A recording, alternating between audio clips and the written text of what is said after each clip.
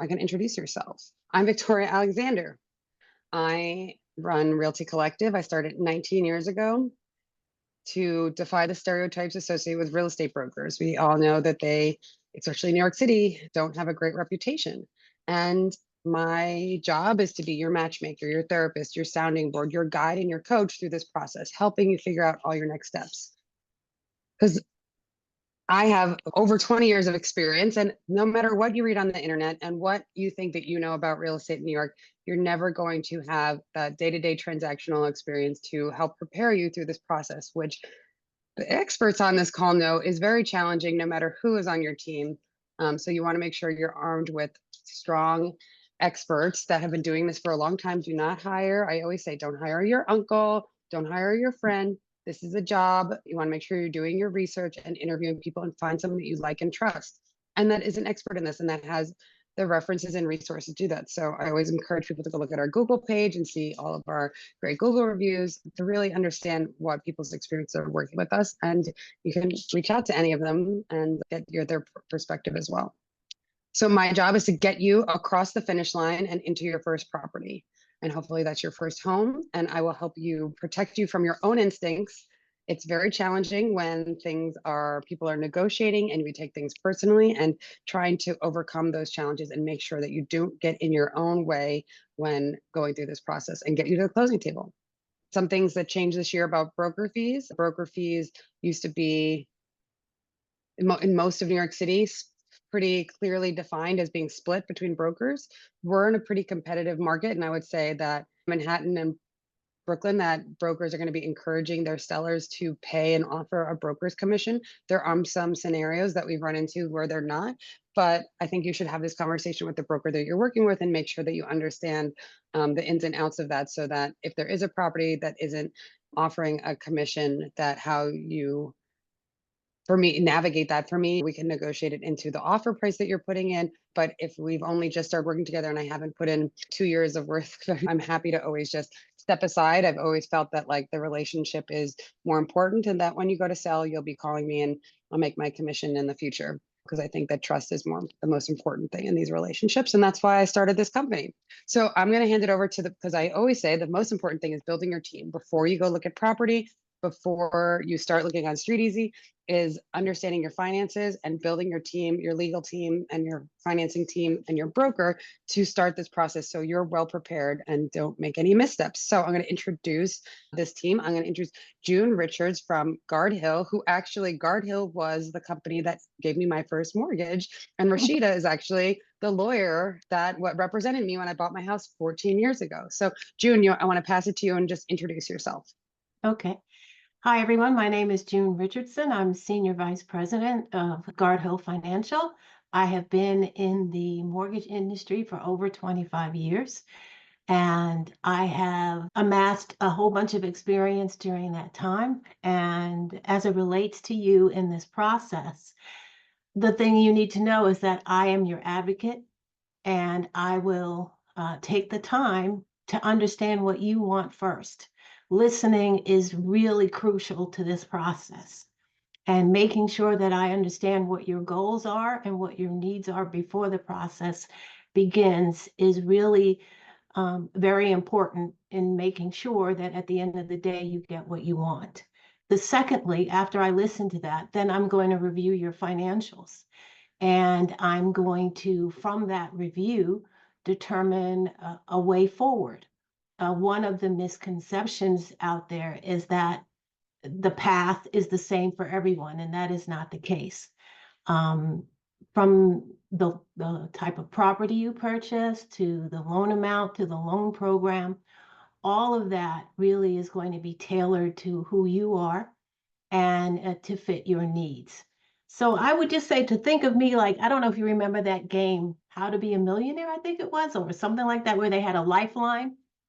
And if you got stuck, you could make one phone call to somebody who could help you out. That's me. There's very little that's out there that I haven't seen, although I am always constantly learning because the world is changing every day. So I would say that is really the most important things that you need to know, is that I will come alongside you.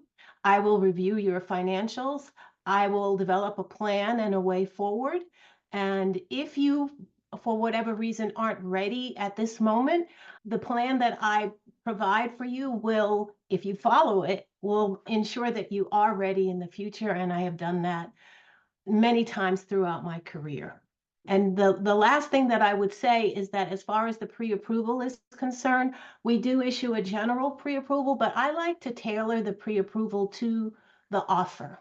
And so that's where I would work very closely with Victoria and make sure that whatever your offer price is that you're offering, that the pre-approval matches that. It gives you a little bit more flexibility in terms of negotiating. And it also allows me to be intimately involved in the process so that I'll be able to help out if anything comes up. So that's basically it.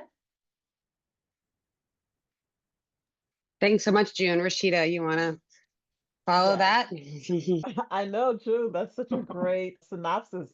And I've worked with June in the past, and obviously Victoria mentioned that I represented her when she purchased her property 15 years ago. So everyone, good afternoon. My name is Rashida Sadiq. I have been practicing for now 20 plus years. I can't believe I'm saying that. And I've represented many first-time buyers in this process, multiple, even if it's not your first time representing clients in the purchase of whether it's a house, a condo, a co-op, multifamily. So as the attorney, I generally say we're coming at the end of towards the end of you finally of your process of finding that property. Um, you work with your realtor to find the property. You've been pre-approved by your loan officer, and now you're at the beginning of the line of what I call is your roller coaster of purchasing property. And now your attorney has to come in and say, "Hey, put on this like safety belt on that roller coaster and get you into contract of sale." So the role of the attorney is to obviously make sure you understand what you're signing because you're putting down your down payment and money that you've saved for many years, and you're about to make one of the biggest decisions of your entire life. So we want to go over all of your contingencies. We want to make sure that you understand timelines so that you feel comfortable signing this contract of sale. I'm licensed in both New York and New Jersey. I represent clients in all of the boroughs, also in Suffolk and Nassau County. And as I said, I represent clients that are either purchasing co-ops, condos, residential houses, multifamily. And I always tell my client is that definitely I have a fiduciary obligation to you. So if there's a question that you have about the process, about the contract, about your mortgage, or even the realtor, you could definitely speak with me. And if I don't have the answer, I'll find out the answer for you. So I look forward to giving you the aspect of the attorney's role in your process as we continue on with the seminar. Great. Thanks, guys. And I think that we have a team of experts here that obviously have been working in the field a long time. And I think that is really important in this process because you want people that have relationships. When I send out a deal sheet and Rashida already knows the other lawyer, that really bodes well for the positivity of the deal and that we're actually going to get to the closing table because then they know each other's temperament, they know how to work together, and then they know that they've closed deals together. So you're in a successful situation then when you pick experts that have seasoned relationships. Like same thing when you're putting in offers. If I know the other broker, been doing this a long time. So in Brooklyn, I know majority of the brokers that have lasted this long is like I have. And so they know what it's like to close a deal with me and work with me. And I think that really bodes well for the transaction and your representation. So I think that you have a really strong team here of people to start talking to about your purchase process. We created this workshop and it was designed to outline the buying process in New York. It is in no way comprehensive, but it is different from anywhere else. New York City is different from anywhere else in the buying process. So don't think, oh, I bought something in California or I bought something somebody just said in Oregon. It's nothing like any other state, especially when you're talking about co-ops. And somebody asked about specifically about purchasing condos. Yes, we're going to go over a little bit about the difference between buying a townhouse, a co-op, and a condo. And it can be overwhelming, but that's why it's important that we go over the basic structure with you today. So you're in a great position to make next steps and so that you're educated and feel supported. There's a lot of gatekeeping in this industry, and we're here to break that down and let you ask us any questions and go over the process. So we want to everyone just feel empowered and feel like they're making the right choices. We'll provide you with the basics before starting the process and get on this journey. Oh yeah, Farah launched the poll. Try and answer. That would be great. I've already introduced you guys. Worked together for a long time, and I think that just really bodes well. And I love working with a strong female team. I love having all these ladies on this call. I think of Farah, go to the first slide. We all know what's happening right now, right? Rent is too high. If you're going to be paying these egregious prices in rent, why aren't you buying something? Especially, I always say, if you plan on staying in New York City, everyone's like, oh, prices are going to come down. Prices don't fluctuate enough that it's really going to make a difference on a day-to-day basis. Interest rates are about to drop, so you know what that means. Prices are going to go up. And you can always refinance. You're married to your property. You can always change around your interest rate. If I say that with a grain of salt, is that there's other things. If you lose your job, it's going to be harder to refinance. So don't do that. But I bought my house, and 14 years ago, I thought this would be my starter home and that I would be upgrading soon enough. But you know what? The rent is too high. The cost of property is high, and loved making my home my own. It's a long-term investment. I've only seen the property value go up, and I've built equity here. My mortgage has stayed the price I started paying 14 years ago. And you know what? Rents don't, the fluctuation in the market hasn't affected me. So if you're planning on staying in New York, the soonest you do it, the better. Like, you should get in as soon as possible. Do not wait for market conditions to change. If you're in the position to buy something, you qualify for a mortgage, get in the market. That's my biggest encouragement for anybody that's considering doing this. The waiting game does not bode well for people that play it out. You end up, people call me 5 years later. I just had a call with a client this weekend. There was like, you talked to us 4 years ago and you gave us great advice and we're ready to go back into the market. And we weren't ready then, but what you said got us ready. And now we're ready to do it. So they're like, we're actually ready to buy something and we want to do it as soon as we can. And we know it's not going to be perfect. The first place you buy usually isn't your dream home. It's the upgrades. I always say you're going to trade up. I have not followed my own advice on that though. So do as I say, not as I do. And that, but I live in Red Hook and it's very hard to move around Red Hook and it's gotten very expensive and very in demand since I purchased here. Farah, can go to the next slide. So all these are great reasons to buy something. And I even create a calculator for you. If you're in a rent stabilized or rent controlled apartment, probably the numbers aren't going to make sense for you to be purchasing and exit out of that great situation you're in.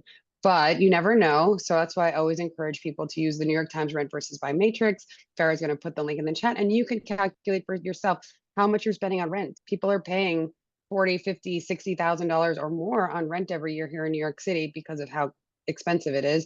And just think about if you had invested that and paid down a mortgage, how much equity you would have right now.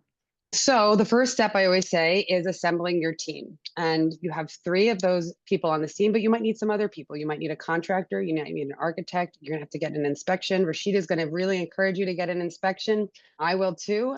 And that's, you want someone to come and check out the property and make sure there's nothing obviously wrong with it. There's not all the appliances are working, that the heat works and air conditioner works if it comes with one. So that's an important part of making sure that the property is in good condition when you buy it. So where do you start? You do not start on Street Easy. You start with calling June and getting your finances together. And you want to make sure that when you're going to look at places, you have a pre-approval in hand. And June's going to talk a little bit about getting the pre-approval and what happens when you guys start this process. Yeah, okay. What happens when we start this process? It starts with a conversation. And I really believe that it's really important to know you personally. We also have a link that you would be provided where you can create a brief application. And I'm going to ask for some documentation. I'm not one to issue a pre-approval without actually reviewing your documents, because that's really a worthless piece of paper if I haven't actually looked at your information. So that is really where it starts. It starts with a conversation, and then you provide your documentation. I review it, and then we have a conversation. How much do you want to put down? We have loan programs that you can put down as little as 3.5%. And then, like the slide says, your credit score is going to be very integral in terms of determining the interest rate that you get, because interest rates are tied to a number of factors, one of which is your credit score.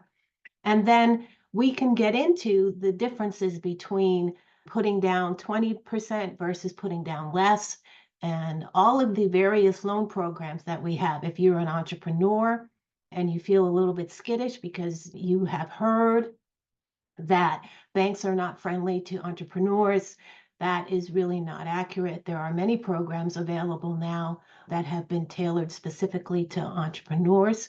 If you are self-employed and you have complicated tax returns, that's no problem. In fact, I love that kind of stuff. I love digging in and figuring out ways of helping you. I think that's basically what I want to say as far as that's concerned. So once I review all of that information, we then have a conversation, and then I tell you what the maximum loan amount is that you qualify for. And then you get to go and talk to Victoria and go shopping.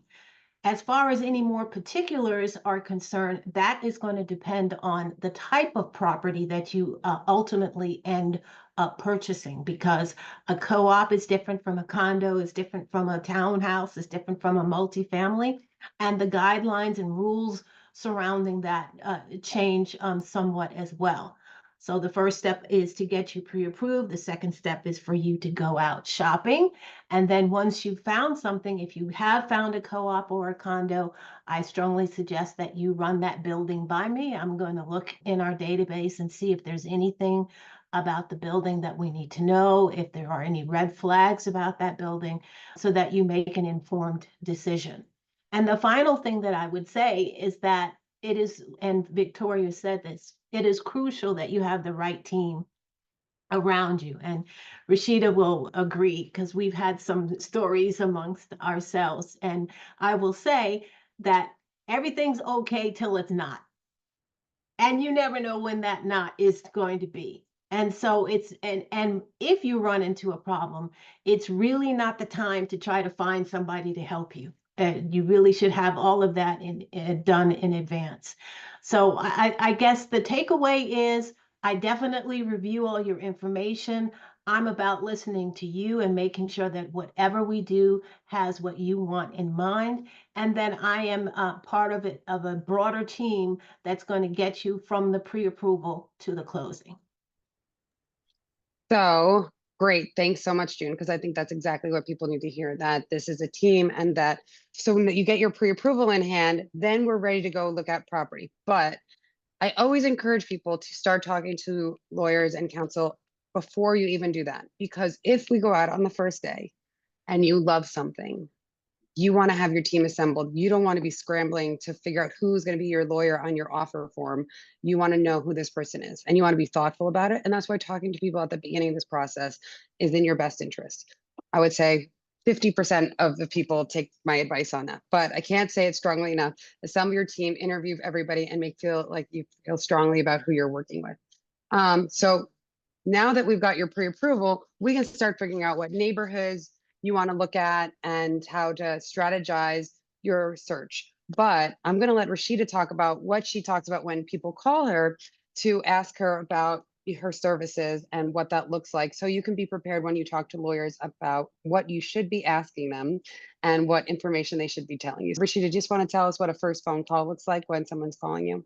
Yeah, definitely. And as Victoria said, it's always good to have that conversation with the attorney advance, because when you're putting in your offer, you have so much things going on that you really want to make sure that you have the right professional that's going to be available, that's going to be timely, that's going to be answering your questions. Because as I said, you're going and purchase you're signing a contract pretty quickly once your offer is accepted. So some things that clients may ask me about: how long have I been practice in real estate? Is that my only area of law that I practice? Which is I would say 98% of the time I'm a practice in real estate. My partner does some estate planning work and we do some other works as well, but you will be working with me as your attorney. We do have a paralegal and an associate, but when you want to find out from your attorney, will you be working directly with that attorney? What's the kind of communication that you will be having with that attorney, whether it's via email, via text, via phone call? What are their hours of operation? Because you do want to make sure that you're accessible as well within parameters, because of course everyone wants to have a balance, but you want to also at least as you start putting in that offer and things are moving quickly, you want to be able to reach your attorney to get answers when it's necessary. Other things that clients may ask me about is realistically, it's a more about kind of the communication skill and also about this, of course, the fees, which various attorneys, depending on the type of transaction, they'll discuss with you whether you're buying a co-op, whether you're buying a condo, whether you're buying a house or a multifamily, what their legal fee is and what that encompasses, whether it's a flat fee, whether it's additional charges for different things. And as I said, whether you're going to be working directly with that attorney or with somebody else once you get into contract. Most conversations maybe last a half an hour or so. I always follow up with an email so you'll have it in writing what the legal services are, what the fee is, and also the timeline of what it looks like once you get into that contract. We'll talk a little bit more about condos and co-ops and due diligence and what the attorney will do on that respect. And even for a house, what I, as an attorney, do. Not all attorneys do the same type of due diligence. Some may charge extra, some may not even do all of the due diligence, but you want to ask the attorney, what does their services encompass? And what does that fee include in those services?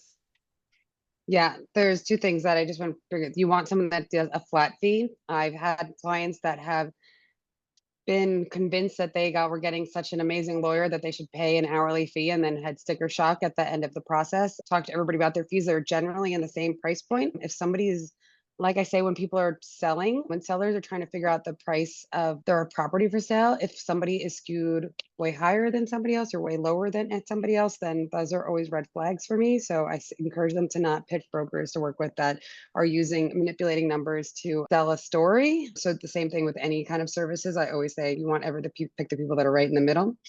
And then these are experts. You want to make sure, like Rashida just said, they are doing New York City real estate transactions on a day-to-day basis. You don't want someone that's also a divorce attorney, that they do 5 other practices. People specialize in this. Tons of lawyers specializes in New York.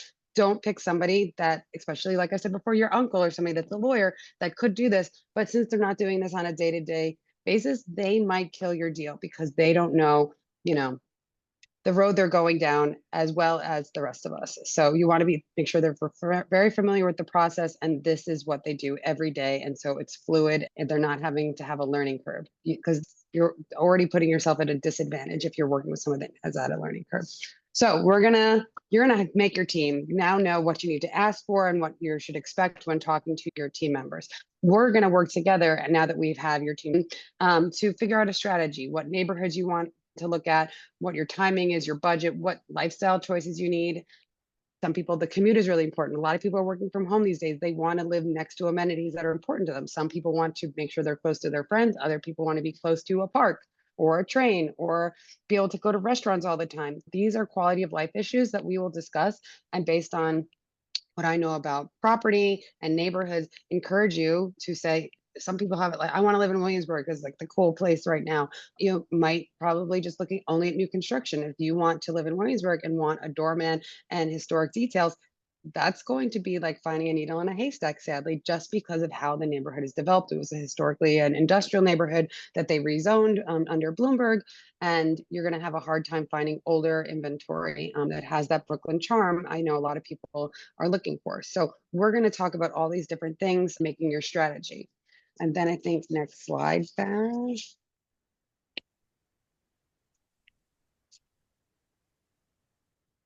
Same thing. We're gonna, yeah, we can go back to the other slide, but it's okay. What is your deal? I like to talk to people about figuring out what their deal breakers are. Usually in New York City, the market's so tight that and people want to maximize their buying power, that then they usually have to make sacrifices on what their deal breakers are, and understanding what your closing costs are also, and what your monthly nut is going to be. A lot of people are like, I can afford $1 million place, but then you're buying a new construction and it doesn't have a tax abatement. You want to understand your taxes and then the common charges.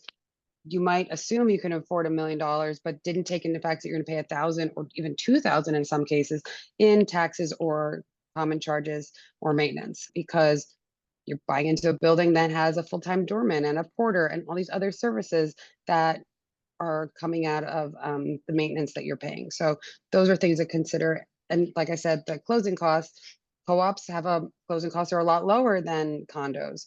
So somebody asked about buying condos versus co-ops. Co-ops are also cheaper, but they come with restrictions. So thinking about building typology, People want pre-war details, more like a co-op than a condo. People want a doorman, more likely co-op than a condo.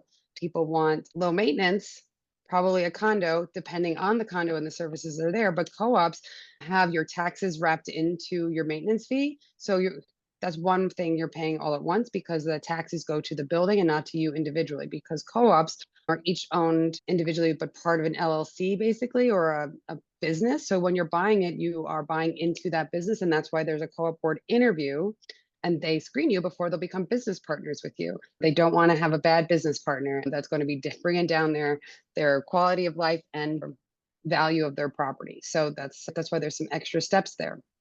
They also have restrictions, like you might have limitations on renting it out, or what kind of buyers can buy. Like some buildings don't take pied-à-terres or let parents buy for kids. These are all sort of things that we have to figure out if they're important to you as we're going through this buying process. So where do we search? I know a lot of people are all over the place. Realtor.com, I get listing inquiries for, or Zillow or StreetEasy. I really like StreetEasy as a user platform, but we have a back-end database that we set you up with so you can get alerts. But then you'll just send us a list of things that you want to see and we schedule everything for you. So the days are over where there's some hidden unicorn. The internet has changed all that. Everything is transparent. They've made rules to encourage transparency so that there's not some secret pocket, we call them pocket listings, hiding that nobody else has access to, but with this one broker or one person. Those days are over. The internet has made things much more transparent and held more people accountable, which I'm all for, because I think that's what I started this company. There was a lot of things that kept people from being successful in this process, and I think really hurt buyers and sellers. We'll aggregate the listings for you on back-end database, but you can still get your StreetEasy or Realtor.com, all those listings, and send them to me. Be careful that some of these sites, Zillow in particular, will list something as a condo when it's a co-op, because like I said, New York City is different. They don't understand, and their database hasn't changed all that. Sometimes it doesn't have the taxes or maintenance incorrectly. We have to double check all of the information, because I just think online platforms don't always give you all the details. And then when you're looking online, you want to send me the listings, or whoever broker you choose to work with, instead of just hitting contact this person. When you contact that person on the listing, there's two things that are possibly happening. One, you're contacting the seller's broker that has a fiduciary responsibility to the seller, and you would then be going in without representation and negotiating directly with them. They will always be negotiating with the best interest of the seller in mind. And then the other thing you might be doing is messaging a random broker that has paid to get a leads from one of these sites and will try to convince you to work with them. You should decide who you want to work with. Do not let the internet decide who's the best representation for you. And that's why I always say, do your screening, do your calls, and figure out which broker is right for you, and not let, just because you clicked a button on StreetEasy or Zillow, now you're going to have 5 or 10 brokers calling you and saying, you work with me, I'm the best, I'm the best. I don't claim to be the best. I provide a bunch of resources and have made the process very transparent and hands-on, because I believe in helping people and working with people directly, because this is a very stressful process. And I stay calm, cool, and collected the whole time. And you're allowed to have your meltdowns. I always feel like it's parenting. Like, you can go have your tantrum in the corner. I'm going to help you and be here for you to help you wind down and get you back on track. And some of that times that track is not moving forward with the deal. Sometimes that track is, hey, there's some red flags here that are concerning to you. Those are valid concerns. We're going to change course, and we're going to go in a different direction and go towards a different property, or take a pause from looking, or just get back out there because this property has raised red flags. Sheeta knows. I have clients. We had offer accepted deal sheet. We did the inspection. There was like, the seller just started nitpicking about numbers, and it made my clients like second guess that this was the right property for them. And they said, you know what, we just feel we're pushing ourselves too far. We're not getting enough for what we're paying, and just doesn't feel right, and we don't want to live here anymore. I'm like, great, because you have to live there, not me. So I want to make sure you feel comfortable at the end of the day with where you're purchasing, because this is your commitment. And Rashida went over a lot of money. You're stuck there for a long time if you feel like that you're not making the right decision. So we're going to work together to make sure you feel really confident that this is the right property for you, and that you're not getting, pushed emotionally into a direction, or feel obligated to something. You want to feel excited about this purchase, because it's exciting. I love my house and I love my home, and I think it's the best thing I've done. Yes, It has leaks. Yes, the electrician's called. Yes, I just had to repoint the wall. This is home ownership. I want to prepare people. I don't want to all be like bells and whistles. This is the greatest thing ever. But you know what? You don't have a landlord that's not taking care of things and making your life miserable and the heat's going on. You are in control of your own situation. But next thing is we're going to find the property and we're going to put in an offer. And send out a deal sheet. We talk about what the competition is. If there's multiple offers, how competitive you have to be, or if there's no other offers, what our strategy is going to be.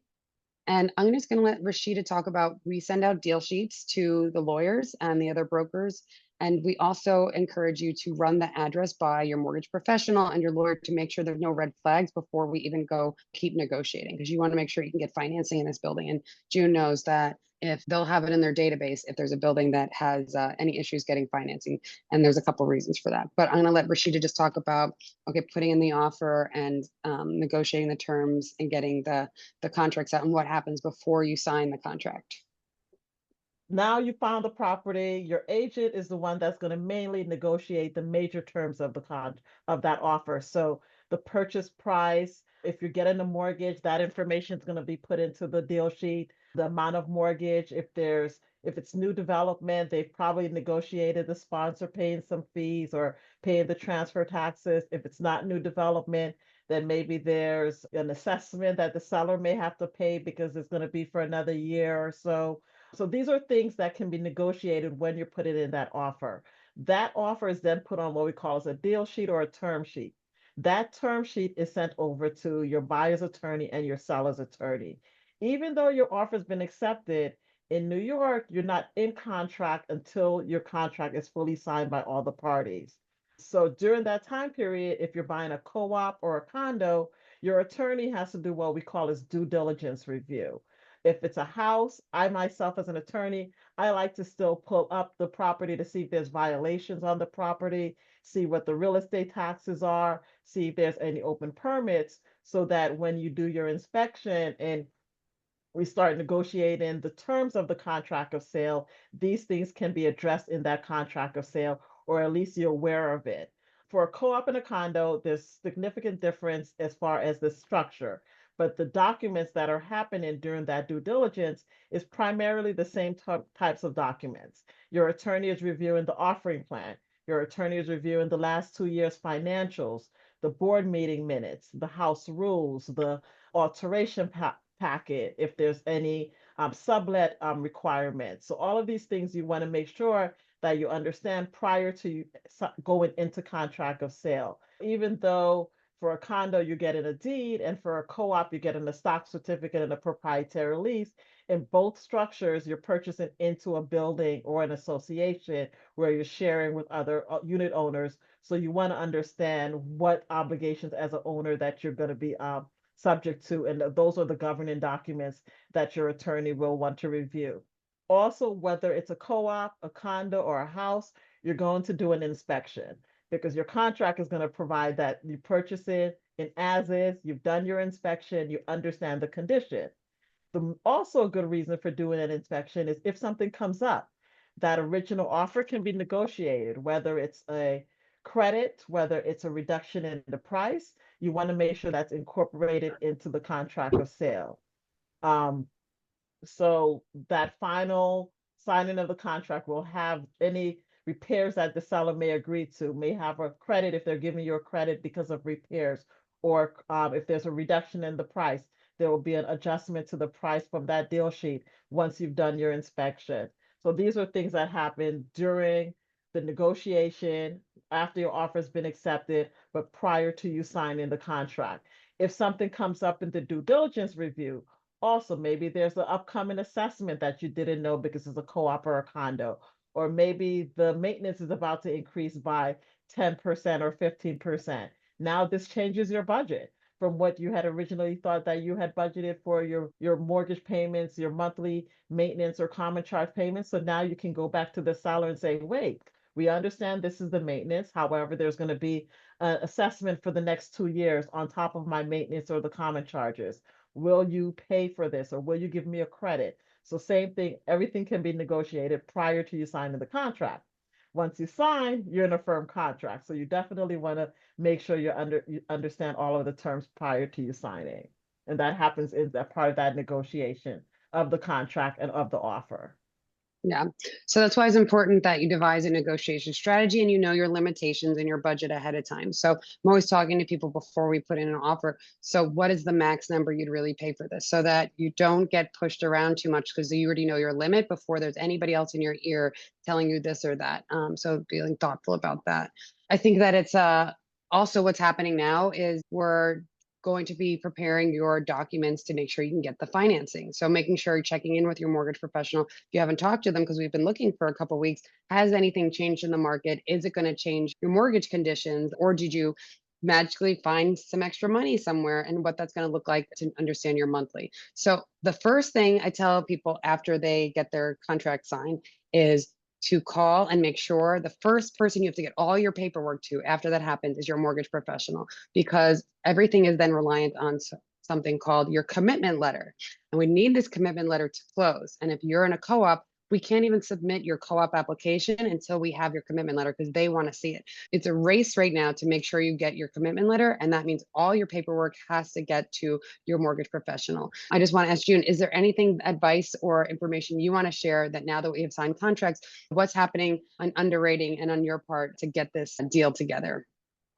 Assuming that I've done the pre-approval for the person who's been shopping, then I've already reviewed the documentation in advance. And that's something that I think that sets us apart, is that I really make sure that I've reviewed the documents in advance. Now, if you've been shopping for a long time, we may need to update some of the information, but as long as the information hasn't changed, you didn't change your job, you're not going to, in the middle of the negotiation process, decide that you're going to become self-employed and follow your dream and do that. I would not suggest that you do that if I have pre-approved you based on your salary, because obviously that won't work. And true fact, that has happened to me before.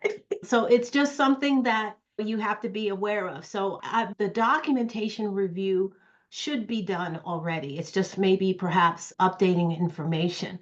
What is important is getting all of the building documents and making sure that the building is going to meet the lender's guidelines, because if a building is having a challenge, it doesn't necessarily mean that you can't get approved, but it may mean that we have to go to a different lender or a different source to get that financing. And why is that important? It may affect the interest rate that you get at the end, because you are decreasing the pool of places that will lend to you based on the type of property. So that's really important.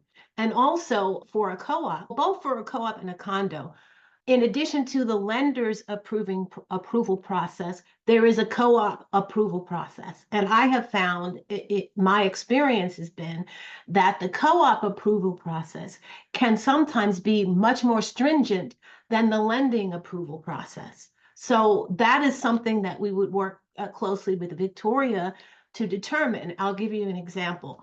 Most lenders will say that all of your expenses can't exceed, let's say, 40% of your income. So if we add up all of your expenses, including the proposed mortgage payment and maintenance, and that can't exceed, let's say, 40%. And please, I'm just using generalities here. This is not something that's set in stone. But the co-op that you're going to, they may have a rule that your debt can't exceed 25% of your monthly income. So these are things that we're getting more like into the weeds here, but they're crucial in terms of making sure that the process is smooth and that you get to the finish line. I will want to know, when is your mortgage contingency date? A mortgage contingency is a clause in the contract that gives you a certain period of time in which to obtain financing. And if you don't get financing within that time frame, then you get your down payment back. So we want to know what that is. We want to know what the managing agent requires in order for us to get the building docs. We want to know, if it's a co-op, what is the interview process and when does that happen? How long do they take from the time that you submit your board package to reviewing it, so that we can reverse engineer into that and make sure that our mortgage approval and everything that we do is in time for you to to meet the deadlines of the contract of sale. And I have a whole team of people that's not just me that would be working with you if you choose me to make sure that all of these things happen. But that is really what happens. And I honestly believe that this is really where I shine, because I get to think in advance of the things that might happen so that by the time that you get to that point, we've already dealt with it. Because this process, there's always going to be something that happens. I would say 90% of the time, there's something that happens that we didn't know that was going to happen, that was part of the process, that only came up as part of the process. And if you have a team of professionals around you, we deal with that as it comes up. But there are certain things that we can prevent or deal with, tackle in advance. And that's really what I do to help you throughout the process. And a lot like Victoria, I do a lot of hand holding. I do a lot of smoothing of egos. I do a lot of shielding you from certain things. And I also tell you, when you get a mortgage, you are going to have to do things that perhaps may not make sense to you. Sometimes they don't make sense to me, but you know what? It's their money. They're lending it to you. So I pretty much look at what they're asking for. And if I think it's really egregious, I will deal with it in advance. But if not, we just got to do what we got to do to get to the finish line. I think that's like in a nutshell what happens once I get the contract and we start. Then the appraisal happens.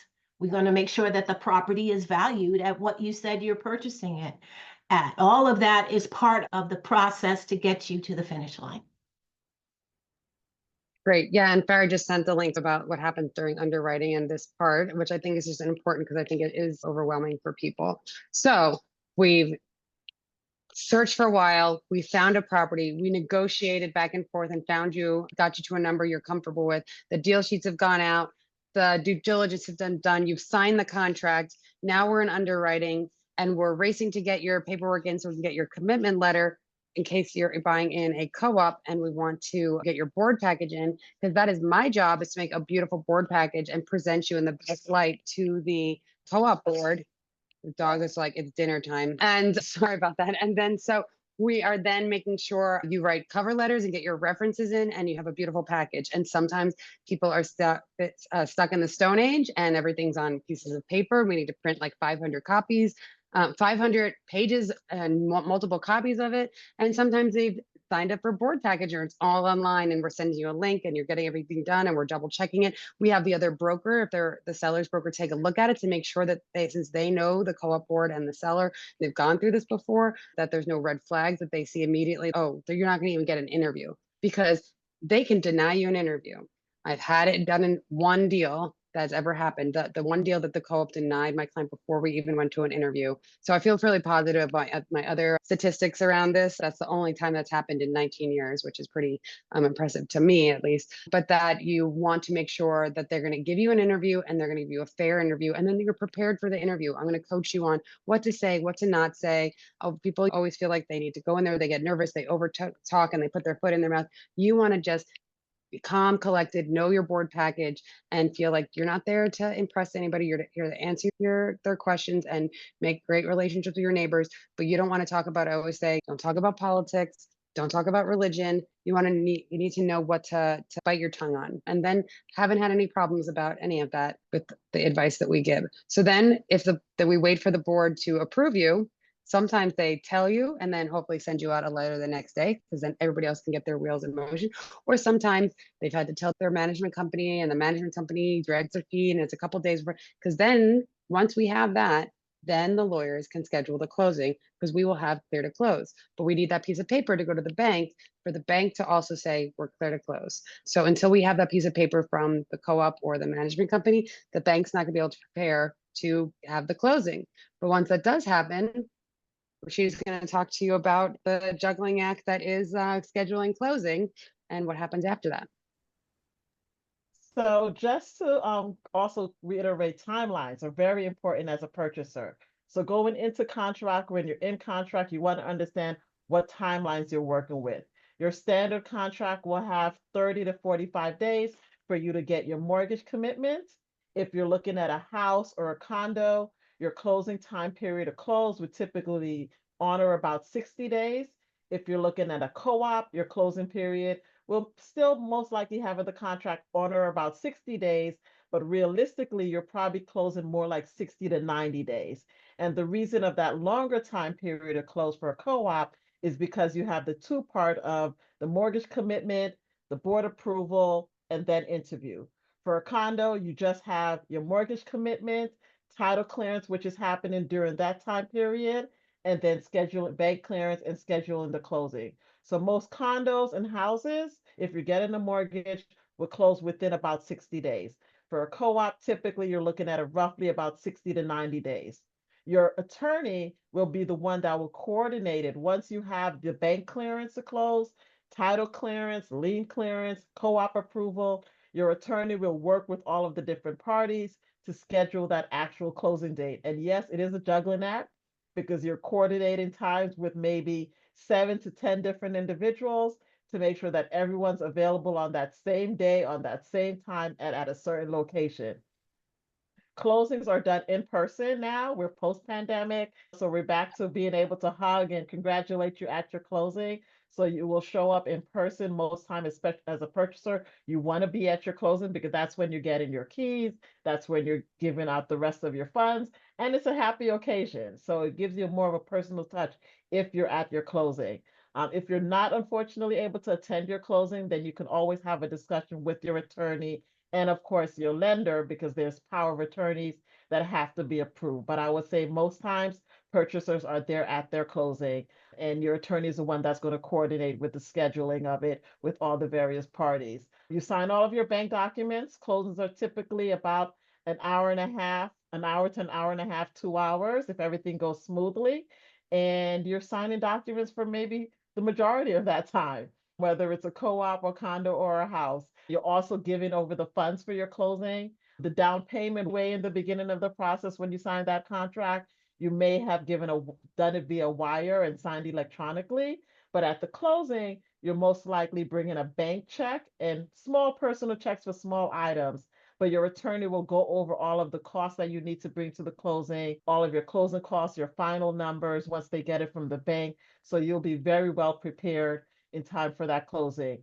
Your realtor will coordinate with you to do your final walkthrough at least 48 hours prior to the closing to make sure that there's nothing that has changed from when you saw the property, that everything's still working. Because once you get those keys and you close, the property is yours. And that's then the exciting days. You get the keys and you do not move on that day. You schedule your movers for the next day. It always adds an extra layer of stress when you try to do multiple things on closing day because you have to be out of your current apartment or you're just so eager and want to finally have it done after this long journey together. But patience here and being strategic because we've scheduled closings and then the day before had to reschedule closings because the bank didn't get this document or the insurance didn't happen.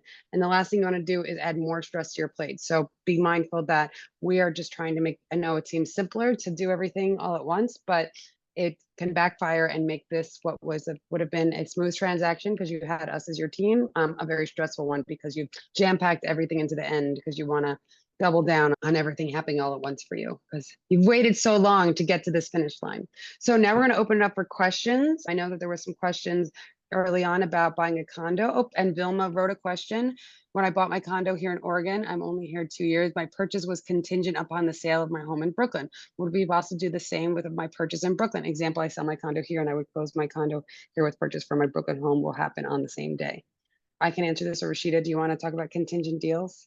Yeah, so I'm actually seeing a lot more contingent deals these days, and you will want to have a conversation, obviously, with your real estate agent, because when they're putting in your offer, that's something that they would want to discuss with the seller, that you need to sell your property in order to purchase the property, so they can put that into the accepted offer. Now, your attorney will make sure that's part of the contract of sale to make sure that there is a contingency in there regarding the sale of your property in order to purchase. The one thing that, especially if you're selling in another state and purchasing in New York, you may need to have definitely a conversation about timing because in New York, it's an on or about closing day typically with various moving parts. So even though you have, let's say, on or about November 1st as your closing date, you may not close until December 1st, or sometimes a little bit longer, depending on the time period, because it's not a date certain in New York. It's an on or about time frame, but you always want to have that discussion if there's going to be contingencies such as the sale of one property in order to purchase a property. But we have definitely seen that. I have definitely seen that a lot more. And clients are even in New York are buying and selling at the same time, and we want to make sure that they're incorporated that into the contract of sale. It I just puts, want, go ahead. I just, sorry, go ahead.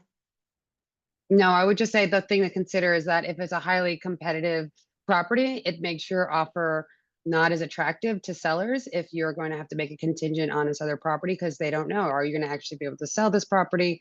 How long is that going to take? Is it going to tie up our end? So just thinking about taking that into consideration, it makes you less competitive on highly competitive properties that have multiple offers. But go ahead, June, I want to hear your perspective. I was just going to say that bear in mind that the transference of funds from the property that you're selling into the purchase have to be verified. And sometimes that verification process might be cumbersome to complete within the same closing time frame. It can be done, I've done it before, but everyone has to be on board about it, and the documentation required so that we're able to trace the transference of funds has to be there. Other questions? Let's see. I have a 9 to 5 that is to take time off. Will it be possible to see most apartments after work on weekends? How disorienting to my job is this all going to be? Great question. Most people are aware of that, and open houses are after work hours and on the weekends.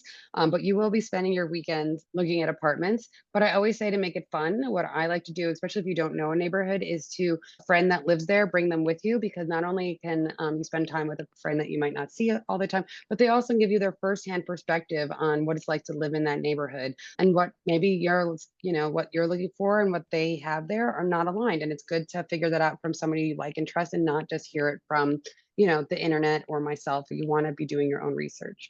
So I think that's important too. And like I always encourage people to go to neighborhoods at nighttime. They feel a lot different than the daytime. Make sure you feel comfortable with the walk to the subway. This is what you're going to be doing on a day-to-day basis. Do your own, if it's not where you live now, you're exploring a new neighborhood, do your own research and time there outside of even looking at property, because it's about also the amenities you're going to have access to, the restaurants, the shops, the dry cleaning store, the park. Is there a gym there? Figure out what your day is actually and life is going to actually look like in that neighborhood. At previous class with you, I learned to apply to a few places for a mortgage. Do you do this before pre-approval? Also, how long did you? I think what I had said in previous things is to talk to multiple mortgage brokers, because especially a lot of people feel that they should call their bank.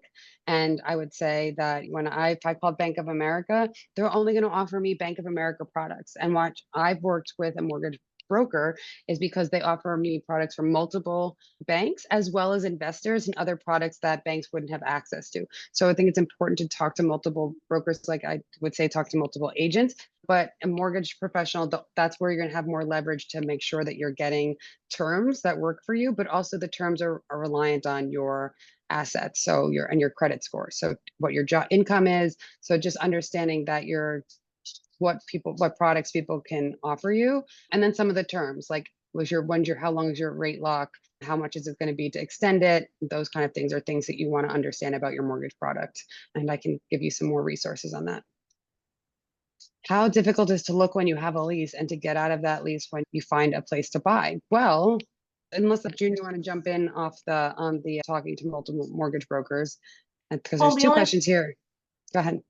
The only thing I would say is talking to multiple mortgage brokers. I think one of the overriding things that you need to consider is, who do you vibe with? Who do you feel comfortable with? And who do you feel most comfortable going through this journey with? Because it's not just getting the pre-approval. That person, you're going to be joined at the hip through the entire process. So you want to make sure that you feel comfortable with whomever you choose, and that it's going to be a relationship that you can trust, I think is really important. For all of us. And that's why it's so important that you like and trust these people, and because you are going to be spending a lot of time talking to all of us, and that you can take advice from us and listen to us. Like if you don't think you're question everything that we say, this is not a good match. And I know that. I'm not for everybody. We all can't get along. I understand we're all not going to be on the same page about things in this world. We can agree to disagree on politics. That's why we don't talk about it in co-op interviews, and religion. But you want to like the person because you have to talk to them every day. And that's why I say assemble your team. You don't want to scramble to be getting your people in place once you found the apartment, because you don't want to be stuck with somebody. I've had people pick lawyers that they don't like and aren't comfortable with. And same with things with mortgage professionals. And that's because they didn't do their due diligence and make sure that it was the right person for them. And so that's my biggest advice. You don't have to pick me as your buyer's agent. Consider me. I should be in your phone calls that people make. But if you find someone that you jive with better, I want you to have that person, because I want you to have the best transaction, the easiest, smoothest situation, because this is stressful and you want to be able to trust the people that you're working with. So make sure you do that part of it. And so you take away anything from today. How is it difficult to get out of a lease? That's how, just depends on how difficult your landlord is and what time of year. Like, it's really hard to get out of leases in December and January, I feel, because it's hard to rent the apartments. But if you're trying to break a lease in spring and the landlord says, oh, you know what, that puts my lease in a spring market, you can get them agree and put it in writing, then it's easier to do. But it just depends on who your landlord is. It's relationships and negotiating and saying the right things to do that. And I think giving them a heads up ahead of time. And then I'm a small business owner. Great question here. And entrepreneur, I found it difficult in times when I was looking that it was hard to secure financing. And that's one of the problems I had too as a small business owner, getting financing. June, you want to jump in there? Yes, I mean, I would say that's really when you want to have somebody who is very experienced helping you, because there's more than one way to obtain financing as a small business owner or an entrepreneur. There's the conventional way where, and by conventional, I look at your last 2 years' tax returns, and when you're self-employed, they do what's called a look backwards versus a salaried person, they look at the present and forward. And when you're doing it in the conventional way, basically the income that you report on your tax return, which is generally tailored to you paying as little taxes as possible and not tailored to showing what the actual income is that you earn. If that income is sufficient on your tax returns, then that's the conventional way of doing it. But there are many other ways of doing it. There's also many programs that rely on reviewing your bank statements and developing your income from that as opposed to tax returns. So those are just two ways. And so I would strongly suggest that you go over all of that in advance and find a way of doing it creatively. And that's really where we excel, looking at tax returns and making that work. And I think that's the biggest challenge. And I always say, if you're preparing to sell, to purchase something and you and you own your own business, I've had to just take less deductions and pay more taxes in the years following up to when I knew my tax returns were going to be scrutinized, and try and pay or put myself on salary. The other thing I did was put myself on salary, because then, the number's there and you're not doing the sole proprietor thing and have all the deductions and then making a lower amount. So I think there's a couple of ways you can strategize. And I think talking to your accountant about this along with your mortgage professional, and we're having them work together to figure out how you can make sure you look the best in the best possible way to a bank is something that you should consider. So you have some time before taxes are due. Now would be a call to your accountant to tell them you're planning on buying something and figuring out a strategy for that. Great. Oh, I'm glad that was good advice. Okay. I think that we've answered all the questions.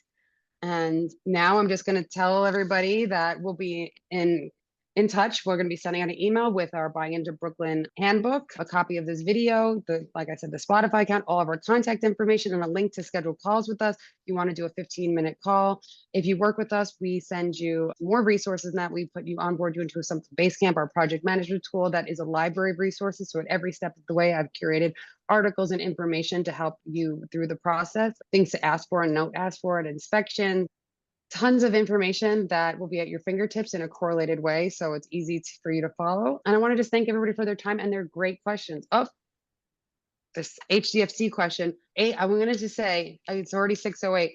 Rashida is the HDFC expert, and I think anything that you want to ask about the HDFC purchases, she would be the best person to have a one-on-one call, especially if you're going to be selling your brownstone in Brooklyn and downsizing, trying to figure out how you, especially this year because of your income from selling the property, how you're going to figure out the income verification there. So I'm gonna say a longer one-on-one call because HDFC is a big topic with Rashida. It's going to be in your best interest I have to also view done it. many HDFC buildings and actually was instrumental in getting several HDFC buildings approved for financing. So I'd be happy to have a conversation with you about that as well.